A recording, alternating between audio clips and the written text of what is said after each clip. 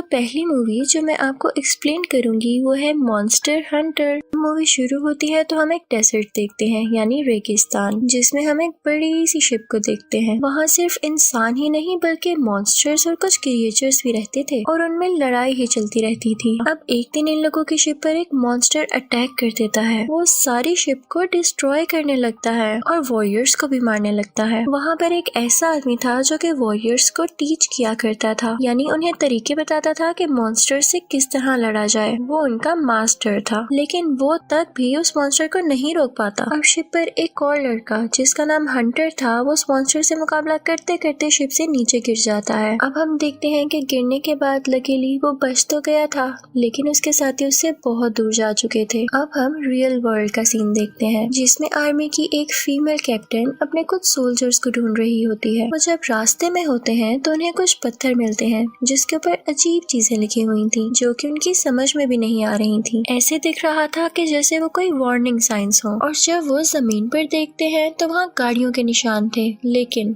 हैरत की बात ये थी कि वहाँ पर दूर दूर तक कोई भी गाड़ी नजर नहीं आ रही थी। उनको समझ नहीं आ रहा था कि उनके सोल्जर्स यहाँ से आगे कहाँ जा सकते हैं कि तभी वो फीमेल कैप्टन देखती है कि दूर से एक तूफान आ रहा है और वो आर्मी से दूर जाने का कहती है। अब वो सब वहाँ से बाहर निकलने लगते हैं तो तभी वो पत्थर जिन पर कुछ लिखा हुआ था वो चमकने लगते हैं। अब अपनी जान बचाते बचाते वो लोग एक रेगिस्तान में आ गए थे। शुक्र है कि अब तूफान भी थम चुका था। वो लोग काफी सोचने समझने की कोशिश करते हैं कि हम आखिर आ कहाँ गए हैं, लेकिन वो इस बात का पता नहीं लगा पाते। इनफैक्ट तूफान की वजह से वो लोग न्यू वर्ल्ड में आ गए थे कि तभी वहाँ पर वो फीमेल कैप्टन देखती है कि उसके सोल्जर्स और गाड़ियाँ वहाँ पर हैं, लेकिन वो सब के सब मरे हुए थे। और सबसे ज्यादा डरा देने वाली बात ये थी कि वहाँ पर कोई गन नहीं थी, न ही कोई ऐसा निशान जिससे पता चले कि उन्हें किसी ने मारा है। फीमेल कैप्टन कहती है कि ऐसे बैठे बिठाए तो इस राज का पता नहीं चल सकता, तो क्यों न हम आगे बढ़ें। और वो लोग अपनी गाड़ियाँ लेकर आगे निकल जाते हैं। अब वो एक जगह से गुजर रहे होते हैं तो उनके आसपास एक बहुत बड़ी चीज होती है, जो कि इनफैक्ट किसी बड़े से जानवर का स्केलेटन था। उसी जगह पर हम हंटर को भी देखते हैं जो कि शिप से गिर गया था, और फिर हम उस मॉन्स्टर को भी देखते हैं जिसने शिप पर अटैक किया था और वो उन लोगों की तरफ बढ़ने लगता है। जैसे ही आर्मी ये देखती है तो वो लोग वहाँ से भागने की कोशिश करते हैं, लेकिन मॉन्स्टर उन्हें भागने नहीं देता और उनकी जीप को डिस्ट्रॉय कर देता है। अब फीमेल कैप्टन और उसके कुछ ही सोल्जर्स बचे थे तो वो उनको लेकर एक केव में आ जाती है। इन सबको ना पाते हुए वो मॉन्स्टर जमीन के अंदर चला जाता है, लेकिन उस तरफ ये लोग केव में देखते हैं कि एक स्पाइडर जैसा मॉन्स्टर इन पर अटैक करने वाला है। वो दिखने में बहुत ही खौफनाक था। वो फीमेल कैप्टन को पकड़ लेता है और उसे जख्मी कर देता है कि तभी एक सोल्जर उस पर शूट करके उसे वहाँ से हटा देता है। और अब वो स्पाइडर बदला लेने के लिए अपने बाकी साथियों को भी ले आया था और उस स्पाइडर के अटैक करने की वजह से फीमेल कैप्टन को होश भी नहीं आ रहा था। तो सब समझते हैं कि शायद वो मर चुकी है और अपनी जान बचाने के लिए वहाँ से बाहर निकल आते हैं। अब हम देखते हैं कि वो केव में अकेली रह गई थी, लेकिन जब उसे होश आता है तो उसे अपने बाकी साथियों की आवाज आती है। लेकिन तभी हम देखते हैं कि वो स्पाइडर मॉन्स्टर दोबारा है और उस पर अटैक करके उसे अपने साथ ले जाता है। जब उसे दोबारा होश आता है तो वो देखती है कि वो एक अजीब सी जगह पर है जहाँ पर आसपास हड्डियां हैं और बहुत गंध है, और उसे अपने साथियों की और बाकी सोल्जर्स की डेड बॉडीज भी वहाँ मिलती हैं। तो वो समझ जाती है कि वो अकेली ही है जो यहाँ पर रह गई है। अब फीमेल कैप्टन को एक आइडिया आता है और वो सोल्जर्स के बैग से फ्लेयर लाइट्स निकालती है, जिसकी रोशनी से वो मॉन्स्टर्स डरा करते थे, और फिर वो अपनी जान बचाते हुए वहाँ से बाहर आ जाती है। अब वो चलते चलते दोबारा रेगिस्तान में आ गई थी और वहाँ पर उसे वही शिप नजर आती है जो कि मूवी के स्टार्टिंग सीन में एक मॉन्स्टर की वजह से तबाह हो गई थी। कि तभी वहाँ पर हंटर आ जाता है और वो उसके पास आकर उसे पकड़ लेता है और एक ऐसी जगह पर ले आता है जहाँ पर वो पहले से रह रहा था। और रात में वो लोग बहुत हिफाजत से रहते हैं क्योंकि रात में ही वो मॉन्स्टर्स बाहर आया करते थे। अब सुबह हंटर उस कैप्टन को एक जगह पर लेकर आता है जहाँ पर दूर से वो तूफान नजर आ रहा था। वो कैप्टन सोचती है कि जैसे तूफान से वो इस दुनिया में आई तो इसी तूफान के पास जाने से वो रियल वर्ल्ड में भी वापस जा सकती है, लेकिन ये काम बहुत ही मुश्किल था क्योंकि वहाँ पर बहुत बड़ा मॉन्स्टर था जिसने वो शिप तबाह की थी। अब यहाँ वो और हंटर समझ चुके थे कि उन्हें एक दूसरे का साथ देना होगा, वरना उनमें से कोई भी अपनी दुनिया में वापस नहीं जा सकता। और फिर वो दोनों मिलकर प्लानिंग करने लगते हैं। वो कहता है कि एक मॉन्स्टर ही दूसरे मॉन्स्टर को मार सकता है। और वो जो स्पाइडर मॉन्स्टर है वो बहुत जहरीला है और उसके एक टेंटिकल में ही इतना जहर है कि वो उस मॉन्स्टर को मारने के लिए काफी है। तो हमें बस वो चाहिए। अब हंटर उसको एक प्लान बताता है। वो फीमेल कैप्टन से कहता है कि देखो जब रात होगी ना तो तुम वहाँ पर जाना और उस मॉन्स्टर को किसी तरह बाहर बुलाना। मैंने ऑलरेडी वहाँ पर ट्रैप लगाया होगा और जैसे ही वो बाहर आएगा तो वो उसमें फंस जाएगा। और शाम होने पर वो फीमेल कैप्टन वैसा ही करती है। अब वो मॉन्स्टर जब बाहर आता है तो उस ट्रैप में फंस जाता है और फिर हंटर उस पर अटैक करता है जिसकी वजह से वो मॉन्स्टर मर जाता है। और फिर वो उसका टेंटिकल काटता है जिसके अंदर जहर था और उसको लेकर फीमेल कैप्टन के साथ वहाँ से चला जाता है। और फिर केव में आकर वो उससे सारा जहर निकाल लेते हैं। सुबह होने पर हंटर फीमेल कैप्टन को सिखाता है कि मॉन्स्टर से मुकाबला कैसे करना है। और फिर हम देखते हैं कि वो दोनों उसी शिप में जाते हैं और वहाँ से कुछ सामान लेकर उस बड़े मॉन्स्टर को मारने के लिए तैयारी करते हैं। अब वो दोनों रेगिस्तान की तरफ आ जाते हैं और उन्हें वो बड़ा मॉन्स्टर भी वहाँ दिख जाता है। हंटर एक तीर लेता है और उस पर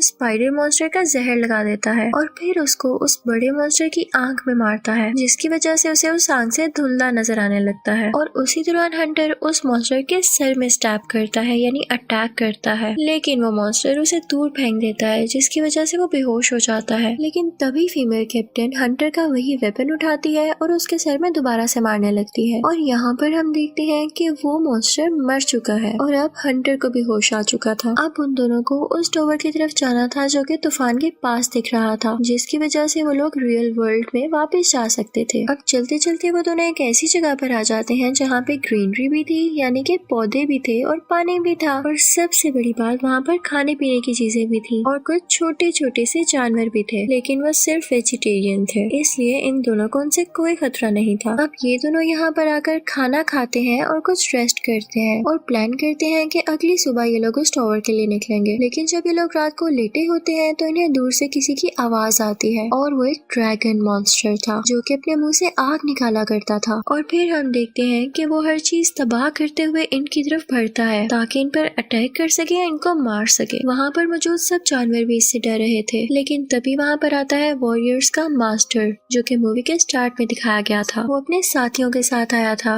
और यहाँ पर वो इन दोनों को बचा लेता है। वो बताता है कि कुछ लोगों ने रियल वर्ल्ड से यहाँ पर आने के लिए एक टॉवर बनाया ताकि उसको यूज करके वो अपनी दुनिया में वापस आ जा सके, और उसी टॉवर की हिफाजत करने के लिए उन्हीं लोगों ने ये मॉन्स्टर्स बनाए थे। और ये इतना पावरफुल हो गया कि इसे मारना नियरली इम्पॉसिबल है। और ये ड्रैगन मॉन्स्टर ही सबसे ज्यादा ताकतवर है जो कि अपने मुंह से आग निकालता है। लेकिन जब तक उन लोगों को अपनी गलती का एहसास हुआ तो वो लोग भी मारे जा चुके थे, और उनमें से जो भी लोग बचे उन्होंने यही सोचा कि वो मॉन्स्टर्स को हंट किया करेंगे, यानी उन्हें ढूंढकर मार दिया करेंगे। और हम वॉरियर्स का भी यही काम है, और हम ये भी चाहते हैं कि हम टॉवर को बंद कर दें ताकि यहाँ से कोई मॉन्स्टर रियल वर्ल्ड में न जा सके। लेकिन वो चाहता था कि वो इनकी भी मदद करे। अब अगले दिन ये तीनों उस टॉवर के पास जाते हैं, लेकिन वो देखते हैं कि उसके आसपास काफी ज्यादा लावा है, और तभी वहाँ पर वो ड्रैगन मॉन्स्टर भी आ जाता है जो कि उन वॉरियर्स को जलाने लगता है और टॉवर के सामने आकर खड़ा हो जाता है। सब लोग उस पर अटैक कर रहे होते हैं लेकिन उसे कुछ भी नहीं होता। अब हम देखते हैं कि टॉवर का वो एरिया जिससे रियल वर्ल्ड में जाया जा सकता है वो उस ड्रैगन की आग की वजह से एक्टिवेट हो गया था, और इसी बात का फायदा उठाते हुए फीमेल कैप्टन जल्दी से उसमें जंप लगाने लगती है।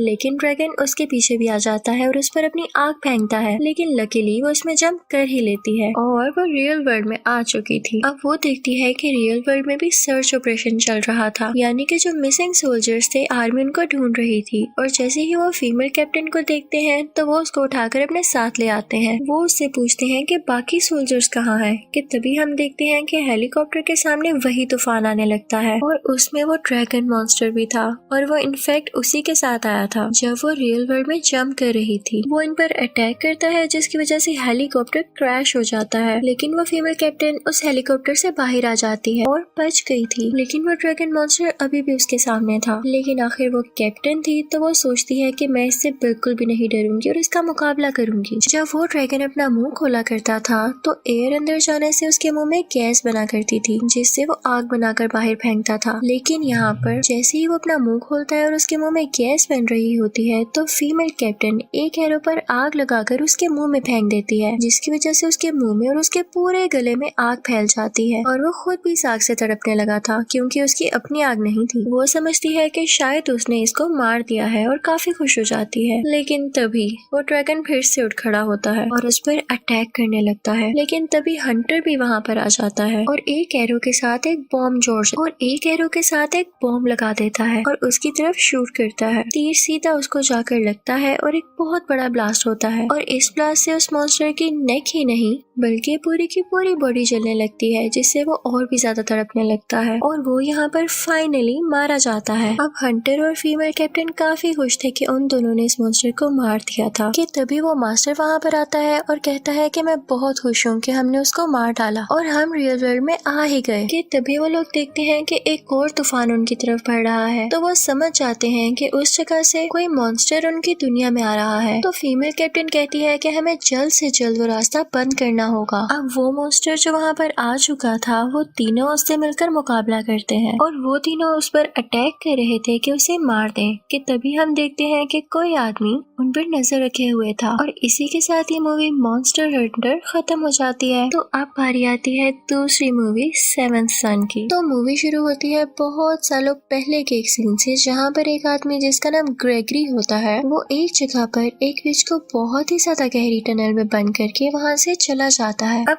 कई साल गुजर चुके थे और ग्रेगरी अभी भी विच हंटर के तौर पर काम करता था, यानी उसका काम विचेस को हंट करना था। और फिर हम देखते हैं कि एक रात ब्लड मून होना था जब चांद पूरा का पूरा लाल हो जाता है और उस रात उस लाल चांद को देखते ही वो विच काफी ज्यादा स्ट्रॉन्ग होने वाली थी और बिल्कुल ऐसे ही होता है। उस रात वो विच काफी ज्यादा पावरफुल हो जाती है और उस जगह से खुद बाहर आ जाती है। अब हम देखते हैं कि ग्रेगरी एक बार में होता है और एक आदमी उसके पास आता है और उसे बताता है कि चर्च में एक बच्ची लाई गई है जो पोजेस्ड है, यानी उस पर किसी चीज का साया है और वो उसके कंट्रोल में है। अब ग्रेगरी अपना कुछ सामान उठाता है जिसके जरिए उस बच्ची को ठीक कर सके और फिर चर्च के लिए निकल जाता है। अब वो चर्च पहुंचकर देखता है कि वो बच्ची एक पिलर के साथ बंधी हुई है, तो वो ग्रेगरी को देखकर बहुत गुस्सा हो जाती है और उस पर अटैक करने की कोशिश करती है। लेकिन तभी ग्रेगरी उस पर कोई सिल्वर की चीज लगाता है जिसकी वजह से उसकी पावर्स कम होने लगी थी। जिस चीज ने उस लड़की को पोजेस किया हुआ था वो काफी स्ट्रॉन्ग लग रही थी और यहाँ पर ग्रेगरी समझ आता है कि ये कोई और नहीं बल्कि वही विच है जिसने उसे कई साल पहले टनल में बंद किया था। वो अपने आदमी से कहता है कि उसको दोबारा से पकड़ लो, लेकिन वो विच अब काफी ताकतवर हो चुकी थी और एक अजीबोगरीब क्रिएचर में तब्दील हो जाती है, यानी ट्रांसफॉर्म हो जाती है। अब वो आदमी उस पर जाल फेंकता है, यानी नेट फेंकता है ताकि उसे पकड़ ले और जैसे ही वो उसे अपनी तरफ खींच रहा होता है तो वो विच उसे ही पकड़ लेती है और उसे मार देती है। और वो जिस केज में थी ग्रेगरी उस केज को आग लगा देता है। वो समझता है कि शायद ये यहाँ मारी जाएगी, लेकिन वो तो वापस उस क्रिएचर में बदलती है और वहाँ से उड़ जाती है।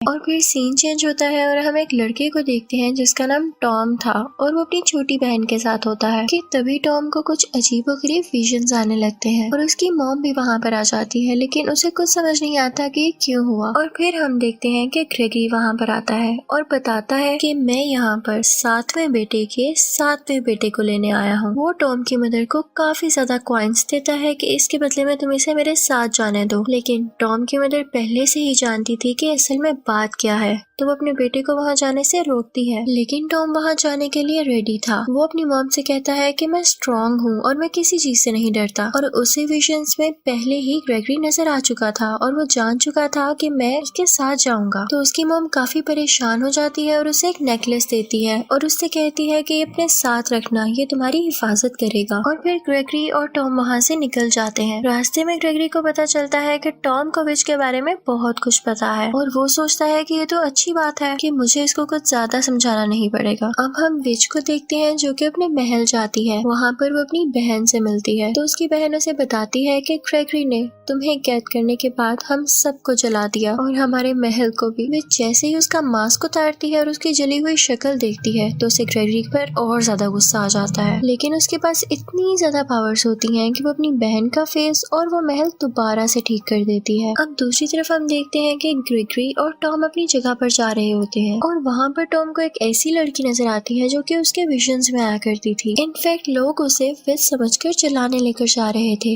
लेकिन टॉम उन्हें रोकता है और उनसे कहता है कि ये बहुत खतरनाक विच है और तुम्हारे काबू में नहीं आने वाली, तो मैं इसे खुद संभाल लूंगा। वो सब भी जानते थे कि ये ग्रेगरी का आदमी है, तो उस पर ट्रस्ट करके ये उसे दे देते हैं। उस लड़की का नाम एलिस था। उसके हाथ बंधे हुए थे, लेकिन टॉम उसके हाथ खोल देता है और उसे जाने का कहता है और फिर हम देखते हैं कि वो महल की तरफ जाती है। इनफैक्ट वो उस विच की भांजी थी और विच की बहन की बेटी, यानी वो एक विच फैमिली से ताल्लुक रखती थी, बिलोंग करती थी। और फिर हम देखते हैं कि ग्रेगरी और टॉम घर की तरफ जा रहे होते हैं। वो एक जंगल से गुजरते हैं और जंगल में उन्हें काफी अजीब अजीब चीजें दिखती हैं। टॉम थोड़ा थोड़ा डरने लगता है तो ग्रेगरी उसे कहता है कि परेशान नहीं हो, ये यहाँ पर बहुत ज्यादा है पर तुम्हें कोई नुकसान नहीं पहुँचाएंगे। और यहाँ पर टॉम को फिर से विजन्स आने लगते हैं और वो उस विच को देखता है और बेहोश हो जाता है। और जब उसको होश आती है तो वो देखता है कि वो एक छोटी सी बोट में है और उसके सामने एक अजीबोगरीब क्रिएचर है। अब ग्रेगरी टॉम को अपने घर ले आता है और उससे कहता है कि मैं तुम्हें ट्रेन करूंगा कि विच को कैसे हराना होता है। अब रात होती है तो टॉम को किसी की आवाज आती है और वो चेक करने के लिए बाहर जाता है तो वो देखता है कि एक लोहे का स्टैचू है जो कि दिखने में बिल्कुल बेजान लग रहा था।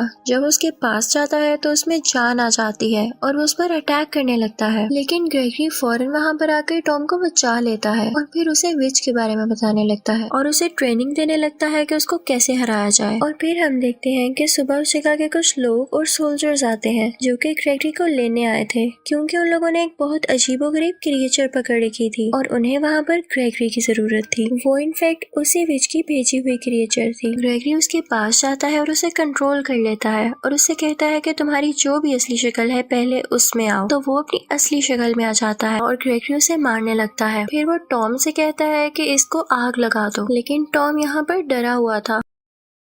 वो कहता है कि मैं किसी की जान कैसे ले सकता हूँ। ग्रेगरी को गुस्सा आता है कि अगर तुम ऐसे ही करने लगे तो कैसे मुकाबला कर सकोगे, तो वो खुद ही उसको आग लगा देता है। वहाँ पर एलिस भी मौजूद थी जो कि असल में उन पर स्पाई कर रही थी, यानी उन पर नजर रखे हुए थी। वो टॉम के पास आती है और उससे बातें करने लगती है कि तुम एक अच्छे इंसान हो। वो दोनों ही इनफैक्ट एक दूसरे को पसंद करने लगे थे, लेकिन तभी टॉम को दोबारा से विजन्स आने लगते हैं। वो देखता है कि विच ग्रेगरी को मार रही है और पूरा का पूरा शहर डिस्ट्रॉय हो गया है। अगली सुबह वो ग्रेगरी के पास जाता है तो ग्रेगरी उसे कोई स्टोरी सुनाता है कि जब मैं जवान हुआ करता था तो मुझे उस विच से प्यार हो गया था, लेकिन मैं शादीशुदा था और उसने मेरी बीवी को मार दिया। ये सब मुझे बुरा तो बहुत लगा, लेकिन मैं उसे फिर भी नहीं मार पाया क्योंकि मैं उससे मोहब्बत करता था। लेकिन किसी की जान लेने पर मैंने उसे सजा तो देनी थी, इसलिए मैंने उसे एक ऐसी जगह पर बंद कर दिया जहाँ से वो आ नहीं सकती थी। लेकिन फिर एक दिन वो इतनी पावरफुल हो गई कि उसने खुद को आजाद कर लिया और इसी बात का वो बदला लेना चाहती है। अब वो दोनों विच के किले की तरफ निकल पड़ते हैं, लेकिन रास्ते में उन्हें एक बहुत बड़ा मॉन्स्टर दिखाई देता है। ग्रेगरी उसे पानी में जंप लगाने के लिए कहता है। दरअसल उसको ये लग रहा था कि वो क्रिएचर पानी से डरता होगा, लेकिन ऐसा नहीं होता। वो भी उनके साथ पानी में जंप कर देता है और टॉम को पकड़ लेता है। ग्रेगरी तो किनारे पर आ चुका था, लेकिन टॉम पानी में ही था। अब हम देखते हैं कि उसी जगह आबशार से गिरते गिरते टॉम उस पर अटैक कर देता है, जिसकी वजह से वो मारा जाता है और टॉम भी सेफली किनारे पर आ जाता है। लेकिन उस विच की बहन वहाँ पर ऑलरेडी होती है और वो टॉम के सामने आ जाती है उसे मारने के लिए। वो उसको इसलिए मारना चाहती थी ताकि वो उसकी बेटी एलिस के साथ ना रहे। वो अपनी स्वर्ड उसकी तरफ बढ़ा ही रही होती है कि वो अपनी मॉम का दिया हुआ नेकलेस उसकी नोक के आगे कर देता है, जिसकी वजह से वो बच जाता है। वो बहुत हैरान होती है कि ये नेकलेस तो हमसे बिलोंग करता है, ये तो हमारी क्वीन का है, और हैरान होते हुए एक क्रिएचर बनकर वहाँ से उड़ जाती है। अब टॉम ग्रेगरी के पास जाता है और उस नेकलेस के बारे में पूछता है कि इतना स्ट्रॉन्ग कैसे है। तो ग्रेगरी उसे बताता है कि विचेस की जो क्वीन थी ये उसका स्टोन था और जब तक ये स्टोन उसके पास रहा वो बहुत पावरफुल रही, लेकिन एक विच ने इसे चोरी कर लिया था और उसी की वजह से मैं उसको हरा सका। और यहाँ हमें पता चलता है कि टॉम की मदर भी एक विच है। अब दूसरी तरफ हम देखते हैं कि एलिस ने विच को बता दिया है कि उन लोगों ने उस क्रिएचर को मार दिया है। तो विच एलिस से कहती है कि अब तुम्हारी टर्न है, तुम्हारी बारी है कि तुम टॉम को मार दो। तो एलिस कहती है कि नहीं, मैं ऐसा नहीं कर सकती। तो विच कहती है कि ठीक है, अगर तुम उसकी जान नहीं लेना चाहती तो उसके पास जो नेकलेस है यानी जो स्टोन है वो तुम्हें मेरे पास लाना होगा। अब जैसे ही एलिस टॉम से वो नेकलेस लेने के लिए जाती है तो वो अपने 4 पावरफुल साथियों के साथ उस सिटी पर हमला कर देती है। वो पूरे शहर में तबाही मचाने लगते हैं और लोगों को मारने लगते हैं। टॉम की मदर भी वहीं पर थी, लेकिन सब कुछ जानते हुए भी वो वहाँ से भाग नहीं सकती थी और क्योंकि वो अपनी बेटी को बचाना चाहती थी तो वो विच के साथियों को मारने लगती है।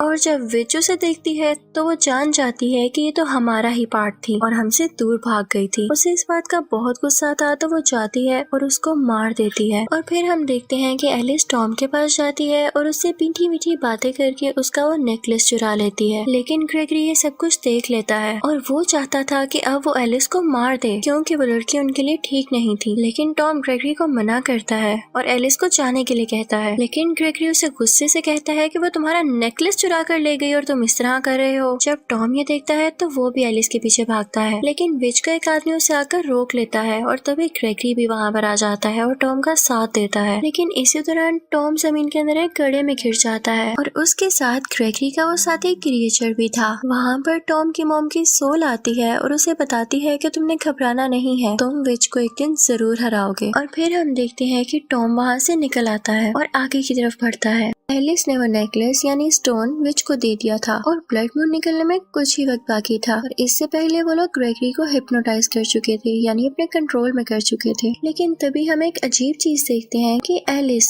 विच से वही स्टोन दोबारा लेकर वहाँ से भागने लगती है और सब लोग उसको देखकर हैरान रह जाते हैं और उसका पीछा करने लगते हैं। अब वो विच एक मॉन्स्टर बन जाती है और उसे रोकने के लिए उसके पीछे जाती है, लेकिन उसकी बहन अपनी बेटी को बचाना चाहती थी। वो विच को रोकती है और अपनी बेटी को बचाने लगती है। वो दोनों आपस में ही फाइट करने लगती हैं। इसी दौरान टॉम भी वहाँ पर पहुँच जाता है और उसको स्टोन यानी अपना नेकलेस भी मिल जाता है।